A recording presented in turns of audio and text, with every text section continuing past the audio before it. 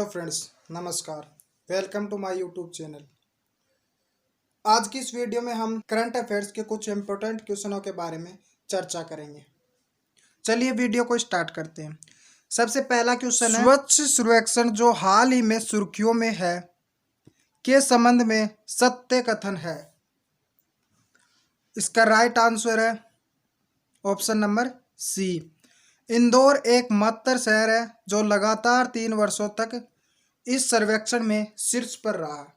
जो ये स्वच्छ सर्वेक्षण है, इसका आंकड़ा का परिणाम कब जारी किया जाएगा? ये आज यानी 20 अगस्त 2020 को जारी किया जाएगा। और ये आंकड़े जारी कौन करवाता है? आवास मंत्रालय। कौन करवाता है? आवास मंत्रालय द्वारा ये आंकड़े जारी होते हैं। स्वच्छ सर्वेक्षण की शुरुआत कब होती है? 2016 में। प्रथम स्थान पर कौन रहा? मैसूर, जो कि कहाँ है? कर्नाटक में। स्वच्छ सर्वेक्षण में प्रथम स्थान पर रहा। और 2017, 18 और 2019 में लगातार 3 वर्षों से फर्स्ट पर कौन रहा है? इंदौर। इंदौर कहाँ पर है? मध्य प्रदेश में स्थित है। सर्वेक्षण है जो इस बार यानी विश्व का सबसे बड़ा स्वच्छ सर्वेक्षण होगा इस बार 2020 में। इसका उद्देश्य क्या है? इसका उद्देश्य है वो क्या है? स्वच्छता के प्रति जागरूकता करना। और जो स्वच्छता सर्वेक्षण में जो लोग भागीदार लेंगे वो कितने लेंगे? 1.87 करोड़ लोगों की भागीदारी होगी इस सर्वेक्षण में। इसके बाद में हम अगले क्वेश्चन पर बात करते हैं। क्वेश्चन नंबर 2, हाल ही में किस राज्य द्वारा पढ़ई तुहरे पारा योजना की शुरुआत की गई? इसका राइट आंसर है छत्तीसगढ़ से। पढ़ई यानी पढ़ाई, तुहरे का अर्थ है तुम्हारा, और जो पारा है इसका अर्थ है मोहल्ला। जो पढ़ई तुहरे पारा, इसका उद्देश्य क्या है? ऑनलाइन एजुकेशन को बढ़ावा देना। ऑनलाइन एजुकेशन को बढ़ावा देना यह इसका उद्देश्य है। जो छत्तीसगढ़ है इसका मुख्यमंत्री कौन है? भूपेश बघेल इसका क्या है? मुख्यमंत्री है। इसके बाद में हम अगले क्वेश्चन की बात करते हैं। क्वेश्चन नंबर 3, हाल ही में ई संजीवनी प्लेटफॉर्म के 1 लाख परामर्श पूरे हुए हैं। इस प्लेटफॉर्म के संबंध में सत्य कथन है। इसका राइट आंसर है ऑप्शन नंबर डी, सभी कथन सत्य हैं। यह एक टेलीमेडिसिन प्लेटफॉर्म है। टेलीमेडिसिन का मतलब है कि जो ऑनलाइन वीडियो कॉन्फ्रेंसिंग के माध्यम से जो दवाइयों का ये डॉक्टरों से मरीज सुझाव लेता है, ये किसके अंतर्गत आता है? टेलीमेडिसिन के अंतर्गत आता है। इस प्लेटफॉर्म में 2 प्रकार की सेवाएं ई संजीवनी व ई संजीवनी ओपीडी है। यानी इस प्रकार के जो प्लेटफॉर्म है इसमें 2 प्रकार की संजीवनी है, ई संजीवनी और ई संजीवनी ओपीडी। ई संजीवनी में क्या होता है? डॉक्टर से सलाह लेता है, और जो ई संजीवनी ओपीडी है मरीज सलाह लेता है किससे? डॉक्टर से। और ओपीडी का मतलब है, इसकी फुल फॉर्म है ऑनलाइन पेशेंट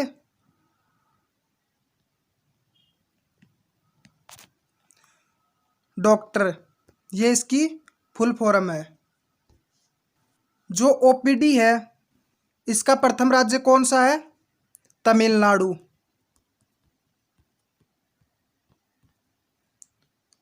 और दूसरा राज्य यूपी, उत्तर प्रदेश। इन दोनों राज्यों में ई संजीवनी ओपीडी प्लेटफॉर्म सबसे अधिक लागू किया गया है। यह जो ई संजीवनी प्लेटफॉर्म है यह लॉन्च कौन करता है? स्वास्थ्य मंत्रालय द्वारा ये लॉन्च किया जाता है।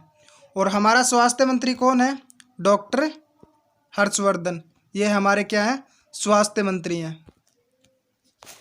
इसके बाद में हम नेक्स्ट क्वेश्चन की बात करते हैं, क्वेश्चन नंबर 4 की।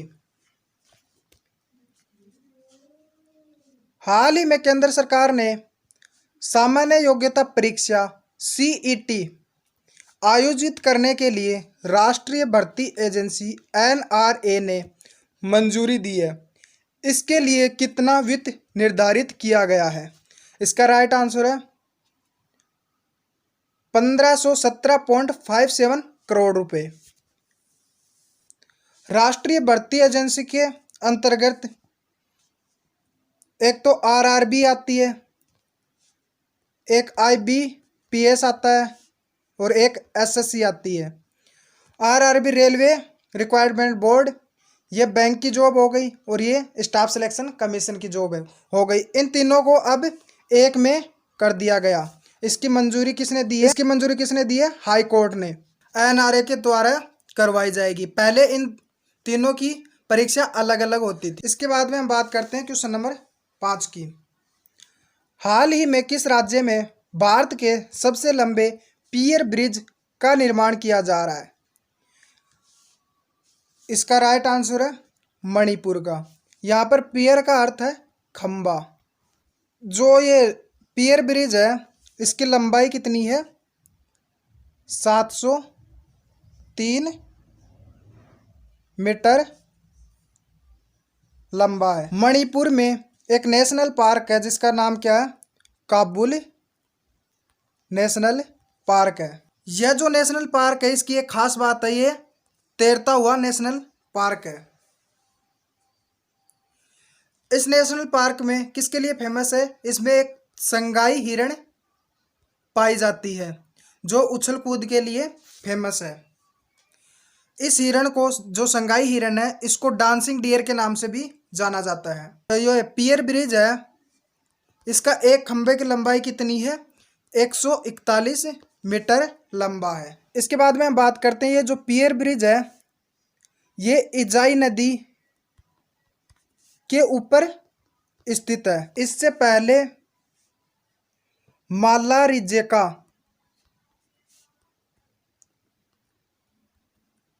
मार्टेनग्रो जो कि यूरोप में स्थित है। बाद में हम बात करते हैं क्वेश्चन नंबर 6 की। हाल ही में विश्व मानवता दिवस मनाया गया है। यह दिवस मनाया जाता है, इसका राइट आंसर है 19 अगस्त को। विश्व जो मानवता दिवस है इसकी शुरुआत कब हुई? 2009 में। और इसकी शुरुआत किसने की? विश्व मानवता दिवस की शुरुआत किसने की? संयुक्त राष्ट्र ने इसकी शुरुआत की। और जो संयुक्त राष्ट्र है इसकी स्थापना कब होती है?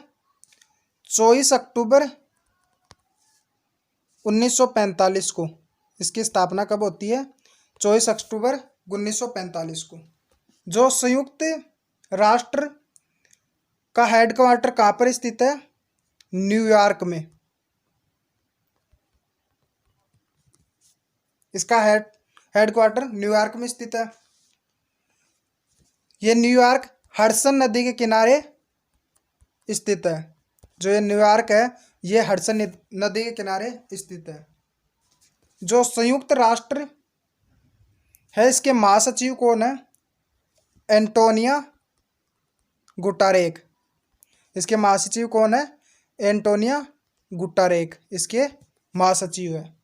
मानवता दिवस ये मनाया क्यों जाता है? इसमें मानवता की सेवा करने वाले योद्धाओं को श्रद्धांजलि दी जाती है। और इसकी थीम क्या थी? रियल लाइफ हीरो, यह इसकी थीम थी। इसके बाद में हम बात करते हैं क्वेश्चन नंबर 7 की। हाल ही में केंद्र सरकार ने किन 3 हवाई अड्डों को PPP योजना के अंतर्गत विकसित करने की मंजूरी दी है? इसका राइट आंसर है जयपुर, गुवाहाटी और तिरुवनंतपुरम। ट्रिक है जागते रहो। जा से हो गया जयपुर, ग से हो गया गुवाहाटी और त से हो गया तिरुवनंतपुरम। हम बात करते हैं पीपीपी की। इसकी फुल फॉर्म क्या है? Public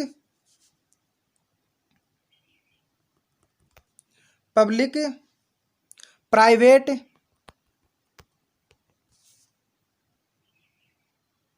partnership.